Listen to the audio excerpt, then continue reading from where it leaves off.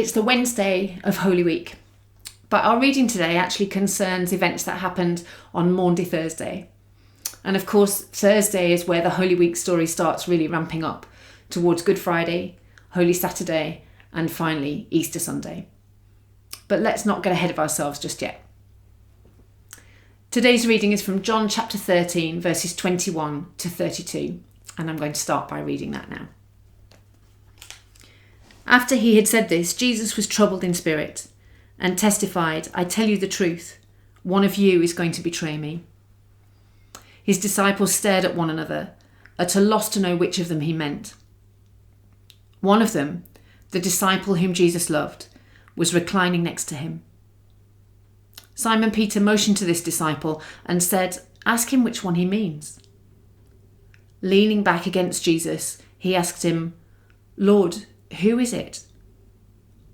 Jesus answered, "It is the one to whom I will give this piece of bread when I have dipped it in the dish." Then, dipping the piece of bread, he gave it to Judas Iscariot, son of Simon. As soon as Judas took the bread, Satan entered into him. "What you were about to do quickly," Jesus told him. But no one at the meal understood why Jesus said this to him. Since Judas had charge of the money, some thought Jesus was telling him to buy what was needed for the feast, or to give something to the poor.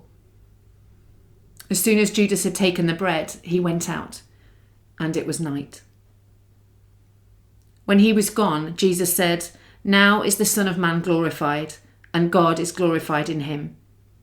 If God is glorified in him, God will glorify the Son in himself, and will glorify him at once." What do you think of when you think of Maundy Thursday? Perhaps you think of Jesus celebrating the Passover with his disciples, praying over the bread and the wine before distributing it, the original version of the communion which we share together regularly and always on this particular day of the year. Or perhaps you think of Jesus' spiritual and mental agony in Gethsemane as he pleads with his Father to take away the cup of suffering he must drink. Of course, all of that and more is part of the events of Maundy Thursday, but this passage doesn't deal with any of that.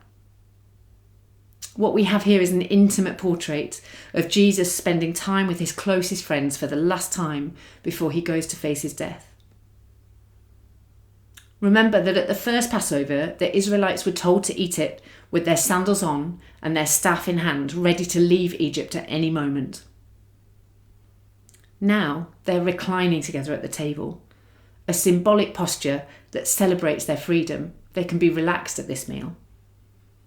They're physically close enough that they can whisper together, lean against one another and pass bread amongst them. The team are all there, including Judas. And despite how shifty he's often shown looking in paintings and representations of the Last Supper, it's clear that in reality no one else but Jesus has any clue what he's about to do. He's simply one of them. Even when Jesus says quite clearly that the person he's about to give bread to will betray him and then gives it to Judas, they're still confused. That's how inconceivable his betrayal was. Dipping bread and passing it to someone was in fact seen as a sign of a special friendship. Jesus knows that one who is especially dear to him is about to betray him.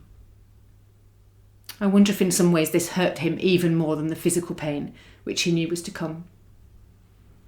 And I wonder too how Judas felt in that moment, being offered that bread and that sign of deep friendship. Perhaps some of us can relate to Jesus in this moment. We need to be reminded that he really is Emmanuel, God with us, even in his deep understanding of those moments where we've been wounded by the betrayal of those closest to us. Some of you will know that in our Tuesday hub over the past months, we've been enjoying watching some episodes of The Chosen together. We've had some light-hearted debate together about whether Jesus would actually have carried a knapsack. We're not entirely sure that they had been invented yet. And about whether it's historically accurate that there would have been a wardrobe in a first century Jewish or Roman home. We've also speculated as to what to make of some of the embellishments added to the story and whether we really needed to hear quite so much about Zebedee's olive oil business.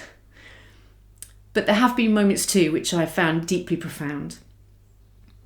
In the episode where Jesus' mother Mary persuades him to turn water into wine at the wedding in Cana, his first miracle, we can see in his face the knowledge that if he takes this first step on the road, it will eventually lead to the cross.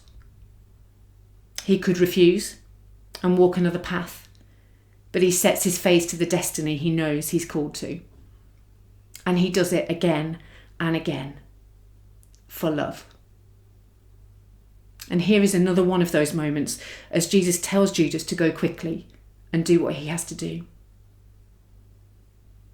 Unlike the disciples, we're fortunate enough to know how the story of the next few days ends, to understand what Jesus is talking about in the final verses of our reading when he talks about the Son being glorified.